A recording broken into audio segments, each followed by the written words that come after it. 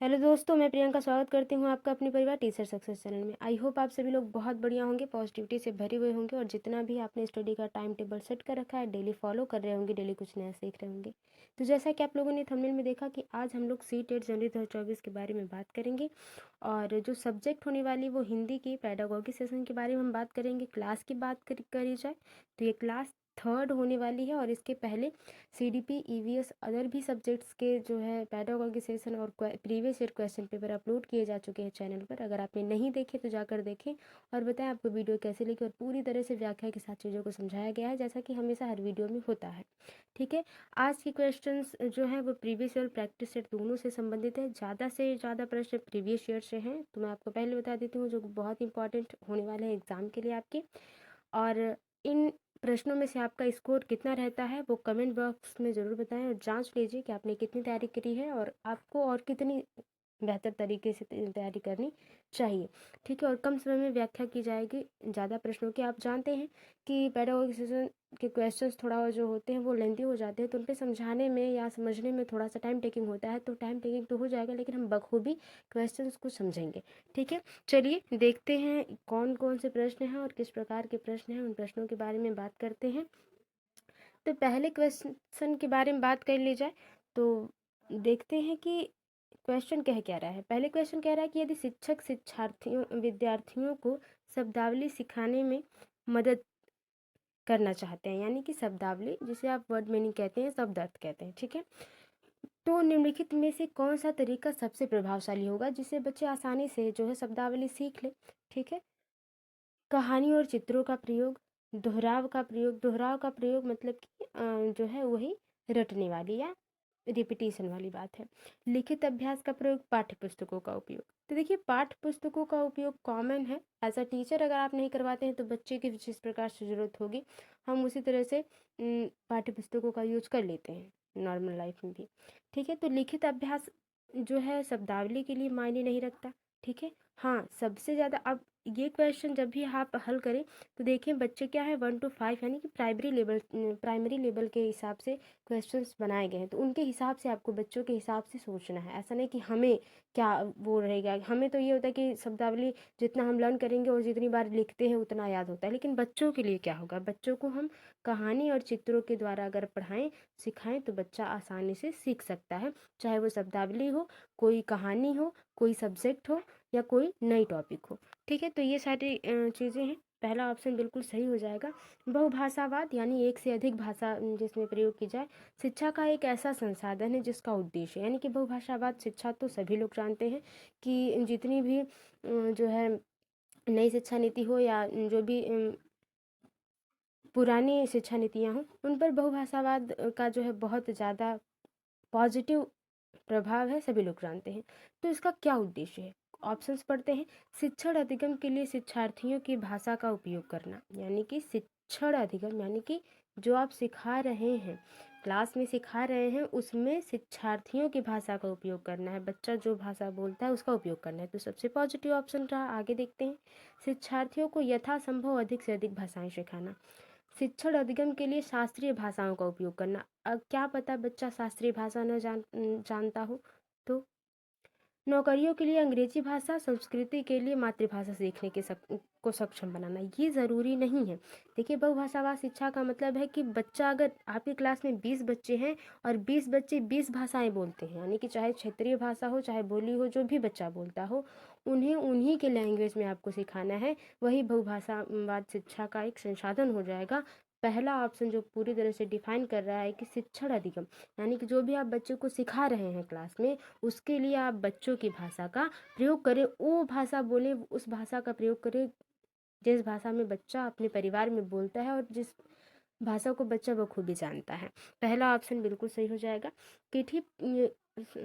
किसी पाठ्य सामग्री से कोई विशिष्ट सूचना निकालने के उद्देश्य से उसे पाठ्य सामग्री के किसी अंश को बारीकी और गहनता के साथ पढ़ने का कौशल कौन सा अवबोधन कहलाता है। यानी कि आप इंग्लिश में भी ये क्वेश्चन आता है, ये बस वो उसमें इंग्लिश टू इंग्लिश होता है और इसमें हिंदी में है।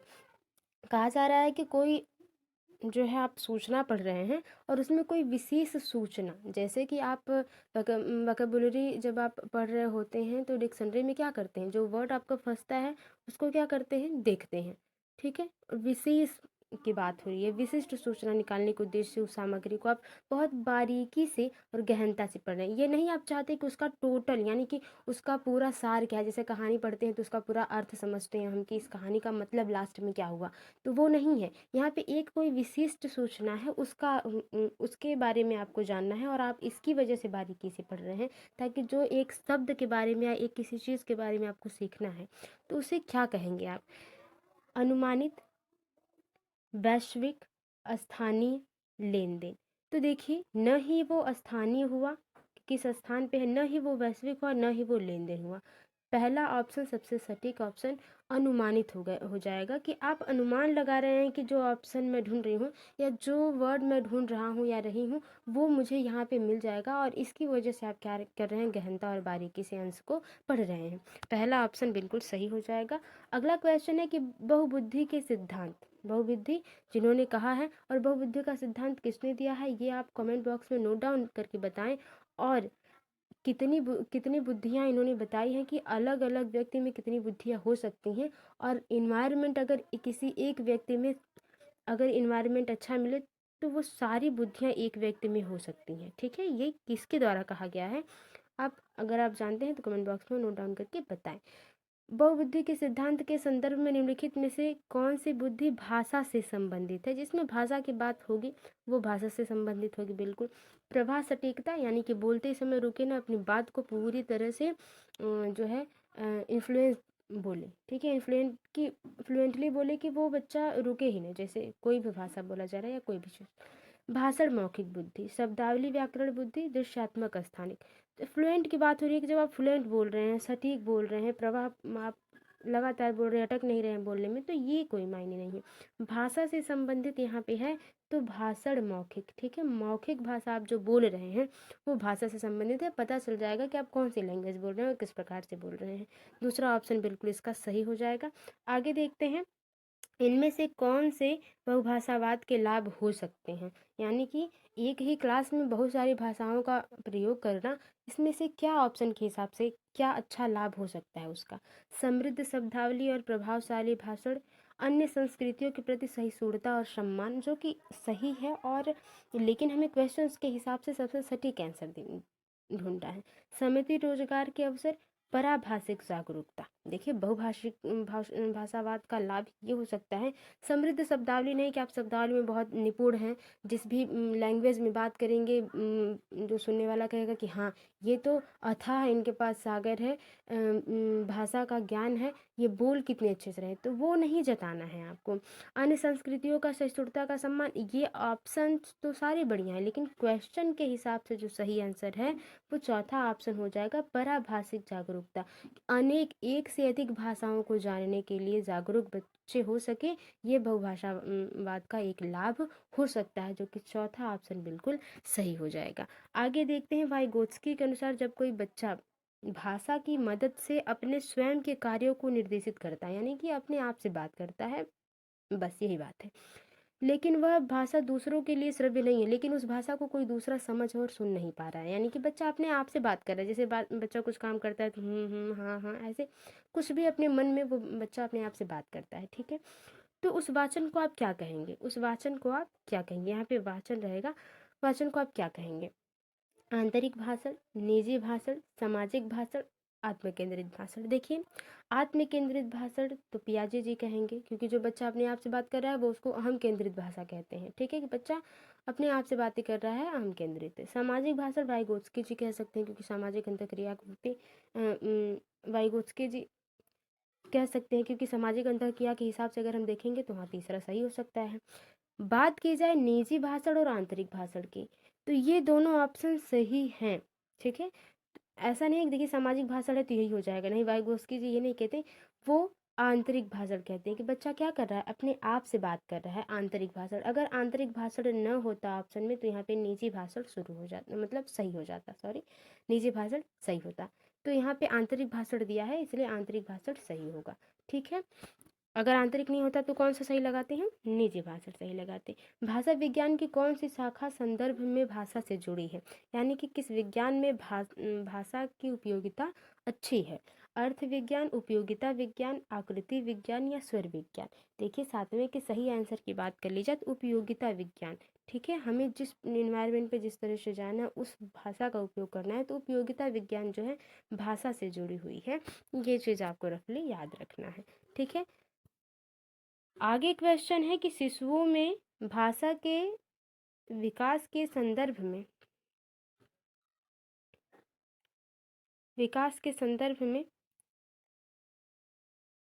कहा गया विकास के संबंध में कथन अ और ब पर विचार करें। ठीक है, अ और ब पर विचार करने के लिए कहा जा रहा है।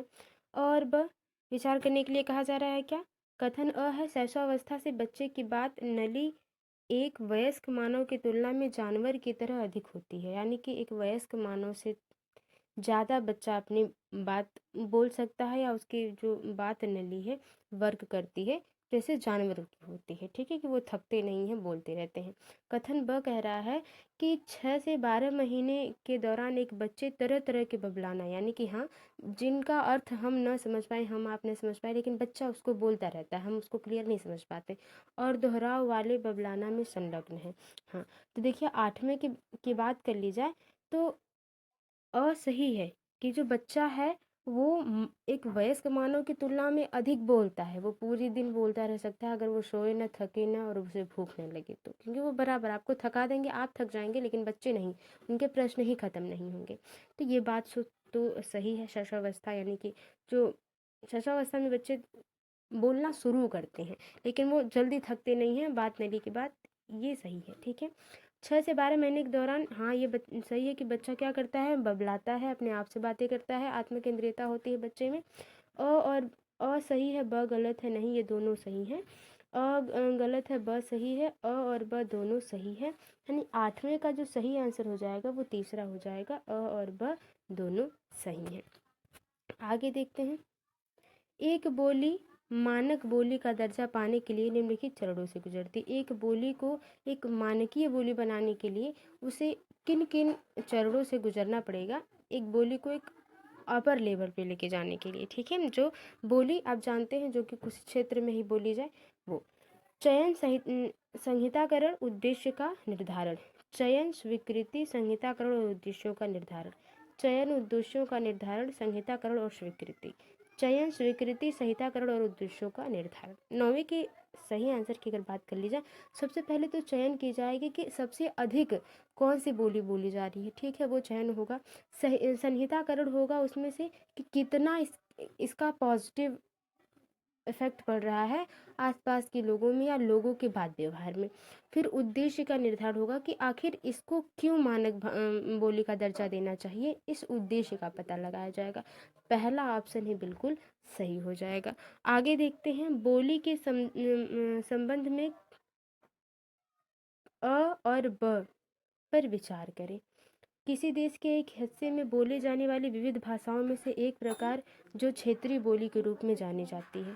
ठीक है, कहा जा रहा है कि किसी एक देश के हिस्से में बोली जाने वाली विविध भाषा, यानी एक से अधिक भाषा जो बोली जा रही है वो क्षेत्रीय भाषा के रूप में जानी जाती है।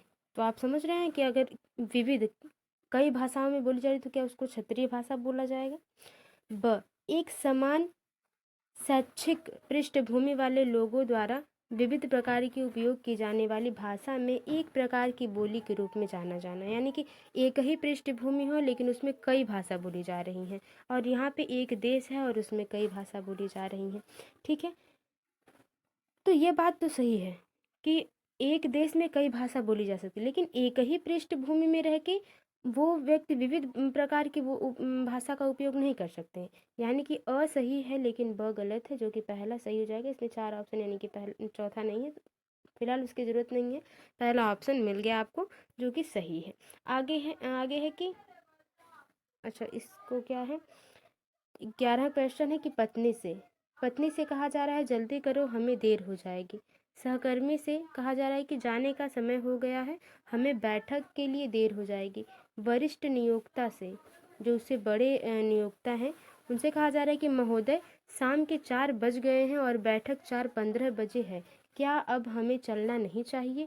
भाषण में इस भिन्नता को किस रूप से जाना जाता है? सही बात है, घर में बोला जा रहा है कि जल्दी करो, ठीक है, और हमें देर हो जाएगी। सहकर्मी यानी कि जो साथ में कलीग लोग हैं या क्लासमेट जैसे आपके हैं, उनके साथ क्या कहेंगे? जाने का समय हो गया, हमें बैठक के लिए देर हो जाएगी, हम सिंपली कह देंगे। लेकिन जब हम अपने से बड़े जो सीनियर लोग होते हैं उनसे बात करते हैं, तो हम बहुत प्रॉपरली उनसे बात करते हैं कि महोदय, महोदय, शाम के 4 बज गए हैं और बैठक पर 4:15 शुरू हो जाएगी, तो अब हमें चलना चाहिए, एक प्रकार का सजेशन तो कहा जा रहा है। तो ये क्या है?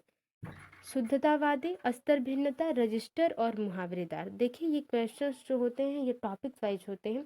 ये जो है 11 का जो सही आंसर हो जाएगा यहाँ पे रजिस्टर हो जाएगा। इस पर डिटेल में चर्चाएं तब हो सकती हैं जब आप पैरागॉगिक सेशन को पूरी तरह से थ्योरी वाइज पढ़े, तब ऐसा नहीं कि आप PYQ से पढ़े उसको। आगे देखते हैं समूह वाद विवाद, यानी कि डिस्कशन हो रहा है ग्रुप में भाग लेने के लिए भाषा शिक्षण एक तर्क रखता है। ठीक है, भाषा शिक्षण क्या कर रखता है? एक तर्क रखता है कि समूह में 4 विद्यार्थी कनिष्ठ यानी कि जो पढ़ने में कमजोर हैं से तथा एक विद्यार्थी वरिष्ठ वर्ग से होना चाहिए। यानी कि एक ही क्लास में एक बच्चा जो है थोड़ा कमजोर जो होता है और एक जो थोड़ा बच्चा प्रतिभाशाली है, IQ के हिसाब से प्रतिभाशाली होना चाहिए, जो आवश्यकता पड़ने पर कनिष्ठों की सहायता कर सके। समूह निर्माण का यह विचार किसके सिद्धांत पर आधारित है? कहा जा रहा है कि जो है कि 4-4 समूह में बच्चों को बांट दिया जाए। एक समूह का जो कनिष्ठ यानी कि कमजोर बच्चा है और एक समूह का जो वरिष्ठ बच्चा है उसको निकाल देना चाहिए, ताकि वो जो कमजोर बच्चे हैं उनकी मदद कर सके। ठीक, तो ये सिद्धांत किसके द्वारा दिया गया? पियाजे का सिद्धांत है, वाइगोत्स्की का सिद्धांत है, या ब्लमफील्ड का सिद्धांत है, या क्रिशन का है? तो देखिए सामाजिक अंतःक्रिया, सहयोग, पाण, स्कैफोल्डिंग, ठीक है, इन सब की बात कौन करता है? वाइगोत्स्की जी करते हैं। और ये सीधा सीधा आंसर यही सही हो जाएगा, ब्राह्मण का जो दूसरा ऑप्शन सही हो जाएगा। यहाँ सहयोग की बात हो रही है, वो भी ये कहते हैं वयस्क से हमें क्या करनी चाहिए? जो हमसे ज़्यादा सीखा हो उससे क्या करना है? हमें मदद लेनी है, ताकि हम या बच्चा वो अपने जहाँ पर उसका गोल है वो वहाँ तक पहुँच सके, सीख सके। ठीक है, तो वाइगोत्स्की जी की बात हो जाएगी, दूसरा ऑप्शन सही हो जाएगा। समूह प्रस्तुति के दौरान यदि किसी विद्यार्थी के द्वारा अनुचित व्यवहार प्रदर्शित किया जाता है, ठीक है, अनुचित ऐसा व्यवहार जो क्लास में स्टूडेंट या टीचर के सामने ना, मतलब कि मिसबिहेव किया जाए, प्रदर्शित किया जाता है, तब एक अध्यापक होने के नाते आप क्या करना चाहेंगे? समूची कक्षा के सामने उस पर चिल्लाएंगे, जो कि गलत है, नहीं करेंगे। आप उससे बात करेंगे, उसे सभी के सामने बात करेंगे, उसे कुछ नहीं कहेंगे और उसको स्व अनुशासित होने के लिए, स्व अनुशासित नहीं हो सकता व्यक्ति। एक छोटा बच्चा कभी भी स्व अनुशासित नहीं हो सकता, उसके अंदर कुछ तो अनुशासन की प्रक्रियाएं उसे सिखानी पड़ेंगी, ताकि उसे ये लगे कि हाँ इसे कुछ फ़ायदा है। स्व अनुशासन एक बच्चा अपने से नहीं हो सकता। हाँ, अगर उसे जेनेटिक है, अनुवांशिक गुण है कि उसके माता पिता बहुत व्यवहारिक हैं, तो वो व्यवहारिक हो सकता है, या आप जिस समाज माहौल में पला है वो अगर अनुशासित है तो बच्चा वहाँ से अनुशासन ले सकता है। क्वेश्चन के हिसाब से बात कर ली जाए तो तीसरा ऑप्शन सही हो जाएगा कि उसे सभी के सामने बात करेंगे, समझाएंगे कि क्या हो सकता है, कितना सही हो सकता है और बच्चा इसलिए ऐसा क्यों कर रहा है। इन चारों ऑप्शन में से सबसे बढ़िया तीसरा ऑप्शन है, इसलिए तीसरा ऑप्शन सही हो जाएगा। मान्यताओं का वह समूह जो इस बात की व्याख्या करता है कि भाषा संरचनाओं का समूह है, किस रूप में जाना जाता है? कहा जाता है कि भाषा संरचनाओं का समूह है। ये बात सही है, तो इसको क्या कहेंगे? संप्रेषणात्मक उपागम, अंतःक्रिया उपागम, संरचनात्मक उपागम, या निवेश उपागम। 14 के सही आंसर की बात कर ली जाए, संरचनात्मक उपागम है। ये जो संरचनाओं का, यानी कि जिस किसी भी भाषा में हमेशा नवीनीकरण होता है, उसमें कुछ नए नए शब्द जुड़ते जाते हैं, ये क्या है? संरचनात्मक उपागम है। ठीक है, तीसरा ऑप्शन बिल्कुल सही हो जाएगा। अगला क्वेश्चन है, संप्रेषणात्मक भाषा शिक्षण के संबंध में कथन अ और ब पर विचार करें। विचार करते हैं, चलिए। कथन अ कहा जा रहा है कि शिक्षा की भूमिका सामान्यतः वचन के लिए मॉडल होने के बजाय एक संसाधन या मॉनिटर की है, शिक्षक की भूमिका। ठीक है, ब कहा जा रहा है शिक्षार्थियों को सीखने के व्यक्तिवादी उपागम के आधार पर कक्षा की गतिविधियों में भाग लेना पड़ता है। बात कर ली जाए तो यहाँ पे शिक्षा की भूमिका जो है सामान्यतः ये होती है कि उस बच्चे को मॉनिटर करे, वो एक संसाधन के रूप में हो, मॉडल के रूप। ऐसा नहीं कि मॉडल हो, मॉडल होने के बजाय कैसा होना चाहिए? संसाधन, वो उनको हेल्प करें। ठीक है, एक वयस्क के रूप में, एक बड़े बच्चों से बड़े होने की वजह से, चाहे वो व्यवहार में उनसे श्रेष्ठ हों, बुद्धि में श्रेष्ठ हों, तो बच्चे उनसे बताएंगे। जैसे वाइगोत्स्की जी कहते हैं कि वयस्क से हम क्या करेंगे, सलाह लेंगे, क्योंकि वो हमसे ज़्यादा जानते हैं, इसी वजह से। तो ये 15 का जो है ये तो पहला सही हो जाएगा। थोड़ा सा टाइपिंग में मिसप्रिंट है, उसके लिए मैं सॉरी हूँ बहुत ज़्यादा। तो पहला तो सही है, अ वाला सही है, लेकिन ब कहा जा रहा है शिक्षार्थियों को सीखने के व्यक्तिगत उपागम, सिर्फ एक ही नहीं। इसीलिए तो समाजीकरण की बात वाइगोत्स्की जी कहते हैं, और बहुभाषावाद की बात होती है, ग्रुप डिस्कशन की बात होती है, क्षेत्र भ्रमण की बात होती है। तो हम व्यक्तिगत उपागम नहीं, सिर्फ एक को ही एक ही की तरह थोड़ी बनाएंगे। 20 बच्चे इसलिए साथ में पढ़ाए जाते हैं 20 तरीके के, ताकि वो एक दूसरे से सीखें और जाने। तो ये गलत होगा, अ सही है, ब गलत है। यही आंसर जो है सही हो जाएगा, यानी कि 15 का पहला ऑप्शन सही हो जाएगा। ये थे क्वेश्चंस। आई होप आपको पसंद आए होंगे। वीडियो थोड़ी सी भी हेल्पफुल लगी, वीडियो को लाइक करें, शेयर करें, कमेंट बॉक्स में बताएं कि आपका स्कोर कितना रहा। और मिलते हैं आपसे अगली वीडियो में। तब तक के लिए bye bye, take care, be positive, be motivated. धन्यवाद।